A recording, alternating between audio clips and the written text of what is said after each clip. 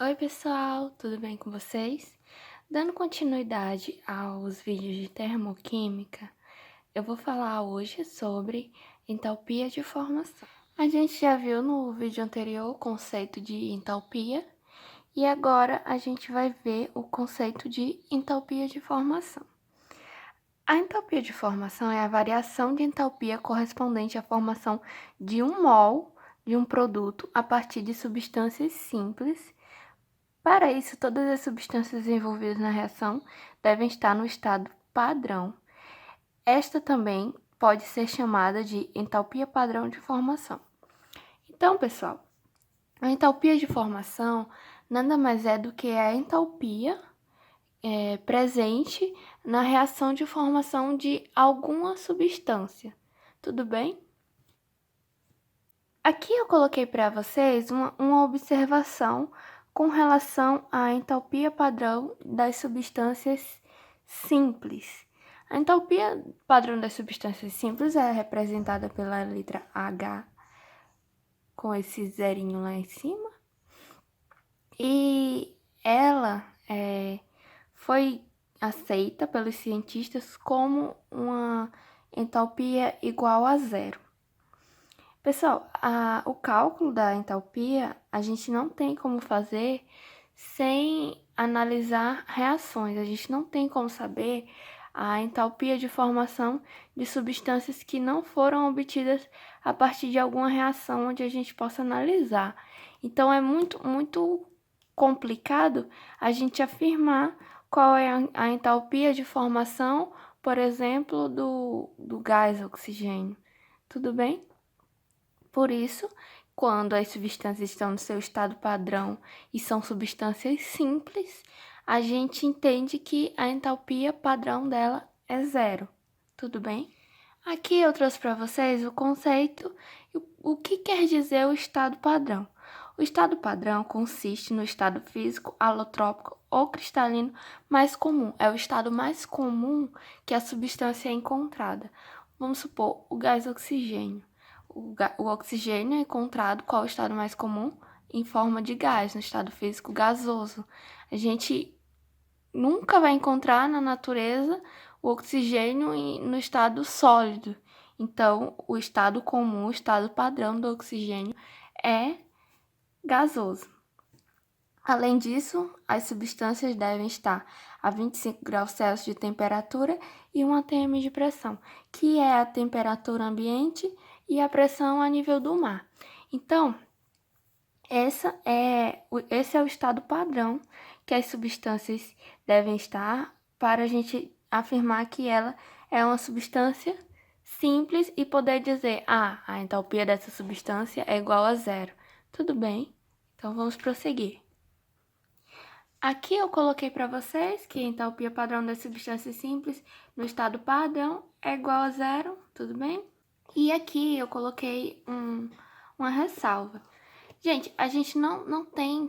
Todas as substâncias que a gente vê, presencia, não são todas no estado simples. Então, não tem como a gente dizer que a entalpia padrão de formação de todas as substâncias é igual a zero. Vocês concordam?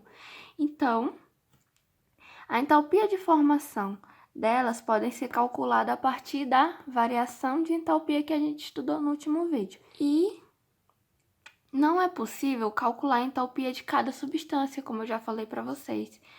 Não temos como calcular a entalpia de cada substância. Por isso que a gente usa esse recurso da variação de entalpia. Porque se a gente tem acesso à variação de entalpia da reação, ao calor liberado ou absorvido pela reação, a gente pode ter noção da entalpia das substâncias, tudo bem? Aqui eu coloquei para vocês só para lembrar, que no último vídeo a gente também estudou isso, como calcula a variação de entalpia. É a entalpia dos produtos menos a entalpia dos reagentes, ou entalpia final menos entalpia inicial. E aqui eu trouxe para vocês um lembrete. Sempre vocês têm que lembrar que a proporção estequiométrica é dada por um mol de substância, da substância formada. Então, Se este não for o caso, deve fazer ajustes matemáticos, como multiplicar a entalpia de formação do reagente pelo número de mols. Sempre a entalpia padrão de formação é dada para 1 mol de substância, tudo bem? Então, vamos resolver alguns exercícios para a gente poder compreender melhor esse assunto. Vamos lá? Então, pessoal, eu trouxe 3 exercícios aqui para vocês, 2 mais teórico e um para a gente calcular realmente, para a gente poder esclarecer mais nossas dúvidas, compreender melhor esse conteúdo, tudo bem? Vamos lá para a leitura do enunciado do primeiro exercício. Identifique a reação que define a variação de entalpia padrão de formação. Para a equação estar no estado padrão de formação, da entalpia padrão de formação, é necessário obedecer aqueles critérios do estado padrão. E o primeiro critério que a gente tem que levar em consideração é que deve ser 1 mol de substância simples, deve ser formado a partir de 1 mol de substância simples. A gente já anula a letra A, porque a gente tem 2 mols. A gente só anula a letra A com relação a esse critério de 1 mol. O outro critério é que a substância deve estar no seu estado físico alotrópico cristalino, o mais comum. Aqui a gente anulou a letra A, né? O diamante é o estado mais comum do carbono. É o estado que a gente mais encontra carbono? Não, né? Porque senão ele não seria raro. Então, letra B a gente já anula também. Letra C, grafite. É o estado mais comum? Sim. Gente, e a letra D não é uma substância simples, tudo bem? A gente aqui tem um composto. Então, a letra D também está anulada. E o nitrogênio, sim, esse daqui está no seu estado padrão. Porém, a gente não tá com 1 mol de hidrogênio aqui. Então, qual a única alternativa que a gente tem? 1 mol das substâncias simples para formar a substância, o monóxido. Então, qual a alternativa que a gente tem 1 mol de substâncias simples formando o composto? E as substâncias simples estão no seu estado padrão. É a letra C, certo? Nenhuma outra obedece a essa regra. Vamos lá para a segunda questão. Vamos ler o enunciado? Do conjunto de substâncias abaixo, quais devem ter entalpia padrão de formação igual a 0? A segunda questão, ele quer saber qual dessas substâncias a entalpia padrão de formação deve ser igual a 0. Para a entalpia padrão de formação ser igual a 0, a substância precisa ser simples e estar no seu estado mais comum, correto? A água é uma substância simples? Não. A água é formada por oxigênio e hidrogênio, então é necessário que ocorra uma reação de 2 substâncias para poder formar a água. Então, ela não é uma substância simples. O nitrogênio gasoso. Nitrogênio gasoso é uma substância simples? Sim. É o estado mais comum do nitrogênio? Sim. A gente nunca vai ver, assim, naturalmente, o nitrogênio no estado sólido, no estado líquido. Naturalmente, certo? Passando por alguns processos a gente pode obter, mas naturalmente não. A temperatura de 25 graus Celsius e a 1 atm de pressão, o nitrogênio vai estar no estado gasoso, assim como o oxigênio gasoso também. A 25 graus Celsius de temperatura e 1 atm de pressão, o oxigênio vai estar no estado gasoso. Grafito. Grafito é o estado alotrópico do carbono e é o mais comum, é o mais abundante. O diamante, como a gente já viu na outra questão, e a gente sabe que o diamante não é comum, não é abundante, porque senão não seria algo raro, algo caro. Então, quais são as que a gente pode dizer que a entalpia de formação vai ser igual a 0? Letra C e letra D. Então, correto? Pessoal, vamos para a terceira questão, tudo bem? Eu vou fazer essa terceira questão nessa folha aqui, pra gente não não se atrapalhar com o que a gente já anotou nas outras questões, tudo bem? Então, eu vou fazer aqui porque tá em branco, aí vai ficar melhor. E como aqui vai ter cálculo, então vai ficar melhor, tá bom? Vamos lá. Vamos para a leitura.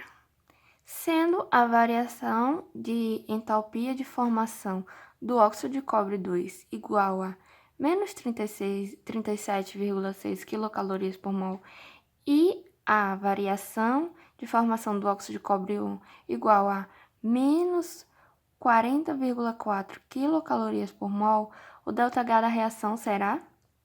Então, ele quer saber o ΔH desta reação. Para ele saber o ΔH desta reação, para saber o ΔH desta reação, a gente precisa aplicar na fórmula da variação de entalpia normal, aquela que a gente já estudou desde o primeiro vídeo. Mas primeiro, a gente tem que identificar quem é o óxido de cobre 2, quem é o óxido de cobre 1.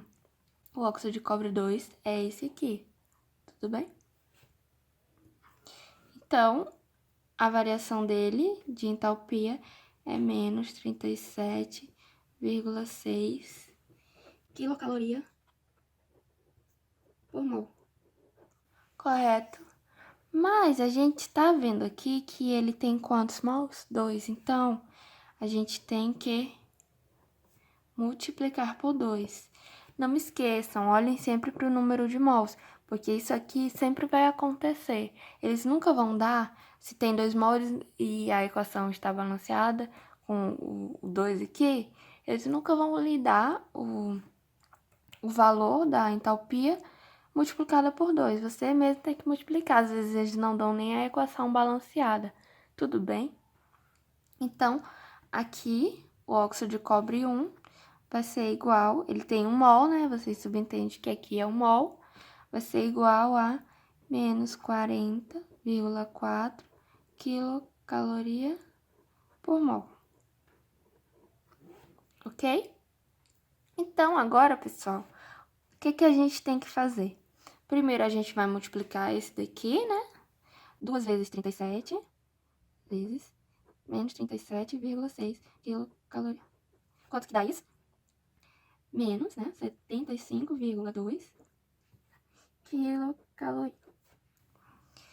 Aí agora a gente já pode aplicar diretamente na fórmula da variação de entalpia. Que qual é a fórmula da variação de entalpia? É igual a entalpia dos produtos menos a entalpia dos reagentes. Ou entalpia final menos entalpia inicial, correto? Então, como que a gente vai aplicar nessa fórmula? Qual é a entalpia, a variação de entalpia de formação padrão do oxigênio? 0. Por quê? Porque ele está no estado padrão dele, correto? Então, ele é 0. Eu vou colocar na fórmula, mas só para vocês poderem ver que ele é igual a 0, mas eu vou colocar ele na fórmula, porque às vezes não tem só 2 compostos, às vezes tem 3 e só um tá no estado simples, entendeu? Aí vocês têm que sempre estar de olho, porque não é via de regra só ter um composto no estado pra gente calcular e o restante no estado simples. Então, vamos lá. Qual é a entalpia do produto? Menos, eita, já vou estar aqui errado, menos 75,2 quilocaloria. Menos da fórmula. Qual é a entalpia do reagente? Menos 40,4 quilocaloria. Correto? Deixa eu subir mais um pouquinho. Então, a gente primeiro vai fazer aqui esse jogo de sinal para ninguém confundir. Menos com menos, mais ΔH vai ser igual a menos 75,2 quilocalorias, mais 40,4 quilocalorias.